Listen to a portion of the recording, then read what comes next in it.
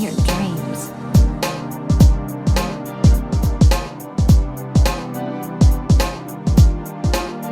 Hey, how's it going, guys? Welcome back to another Genshin video, and today I want to talk about the new 5-star character that's coming up, Ineffa, a new 5-star Electro character.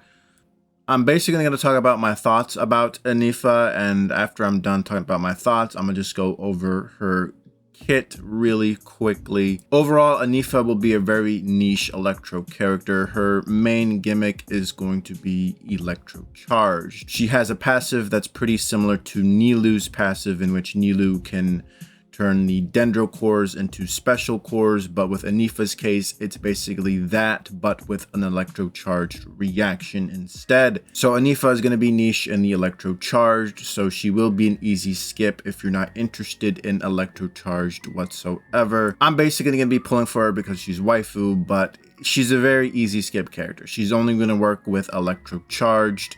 Ineffa essentially just buffs Electro Charge. Ineffa is just another Nilou or even another Emily situation. She's going to be strong at what she does, but at a very particular niche, that niche being Electro Charge. I don't think her team is going to be that restrictive. As long as you have a way to trigger Electro Charge, Ineffa is going to work, so you can pair her up with characters like Sucrose or Kazuha, or even Xiaolonen. If you want to use Mizuki in an Electro Charged team, I do think she can work pretty well with Ineffa. If Electro Charge is triggered with Ineffa in the party, it basically turns into this thing called a Lunar Electro Charged. From what I understand, it's basically just a powered up version of Electro Charged. Electro Charge has always been a very, very, very niche elemental reaction.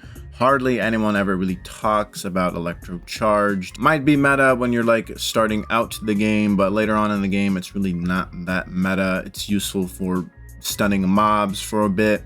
Electro Charge has been in the game since day one, but it has taken, however, 5 years to introduce a character that really buffs Electro Charge. I do think Ineffa is going to be a good addition to the roster since she basically buffs Electro Charge and thus brings an additional new type of gameplay with this elemental reaction. I wonder if most of the Nod Cry characters are basically just going to be like basically this, but they buff like a specific a reaction, right? The next character could buff Crystallize. We could probably get somebody that buffs the Shatter reaction. I'm pretty excited for Ineffa, not just because of the design, but because of the different gameplay that she can enable with this Lunar Electro Charged. I might as well just talk about Ineffa's kit real quick. I did forget to mention that she is a pole arm user. I do know there are certain pole arms that do have elemental mastery as a secondary stat, so she will work with those since Electro Charged is dependent on the character's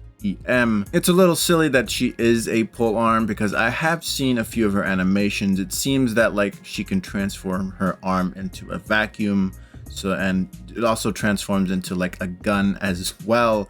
So her being a pole arm is a little silly. She does scale off of crit rate, which is interesting because Electro Charge does not crit, so Ineffa will be critting from other means, probably from her skill or her burst. I do think Ineffa could potentially be like on the field since her weapon also scales off of crit damage. I do know her elemental skill can be left off the field, but I do think Ineffa could potentially be played as a main DPS since she does scale off of crit rate and she has a weapon that basically, her signature basically scales off of crit damage. Passive of her weapon is basically when an elemental skill or elemental burst is used, the equipping character's attack is increased by 24% for 20 seconds.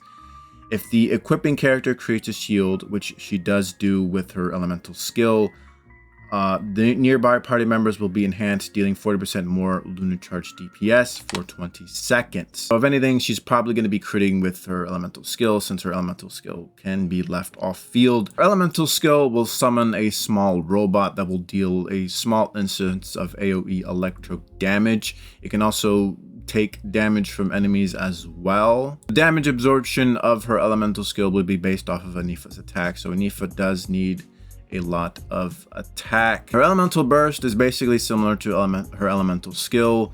She will basically re-summon the robot that deals AoE electric damage, kind of similar to Fischl's elemental skill and burst, and how she can summon Oz and resummon him again with her burst. This tiny robot that she summons is going to be a pretty big part of her kit, since it basically boosts your electro charged, turning it into lunar electro charge. One of Ineffa's passives, which is called overclocking circuit. If there are thunder clouds nearby, I think that's a mistranslation. I think the thunder clouds, it's supposed to be lunar electro charge. She will initiate an additional attack, dealing damage equal to 80% of Ineffa's attack. So the tiny robot will deal an additional attack if there's a lunar electro charged reaction going on. So that's more damage that you're going to be dealing against the enemy. Another passive that Ineffa has, which is called Panoramic Permutation Protocol.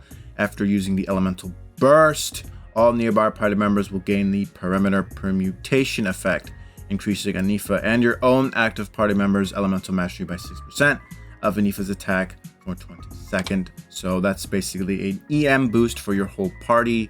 Elemental mastery is going to be pretty important for your teammates with this lunar electro charged. It's basically all of the important passives. There is one that's like mistranslated, or not mistranslated, but there's one that's still Chinese. I assume that one is basically like the lunar charged reaction. I will go over the first two constellations for Ineffa, since I do think the first two are pretty good stopping point for those that spend on the game. Also keep in mind that since this is all in beta, some of these constellations could get changed or mixed around. Her C1 will basically increase the lunar electro charge damage by 2.5% for every 100 attack that Ineffa has, up to a maximum of 50%. So C1 will boost lunar electro charged even further. At C2, after Ineffa uses her elemental burst, the opponent will be inflicted with this thing called the Punishment Edict. After a brief delay, which electro charged can do, by the way, it can delay enemies, or if that enemy gets attacked,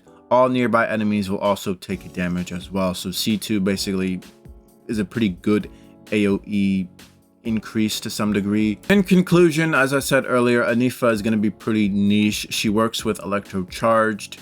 She's a pretty easy skip if you're not interested in electro charged whatsoever. I think it might just be best to wait and save for another character. There could be like another character that's more of a universal support, or maybe wait for a character that has like a very niche buff that you're looking for, like physical buff maybe. I'm coping about that. But either way, I do think Ineffa is a pretty easy skip. I'm going to be pulling for her. I might get her C2 because, you know, waifu and all that.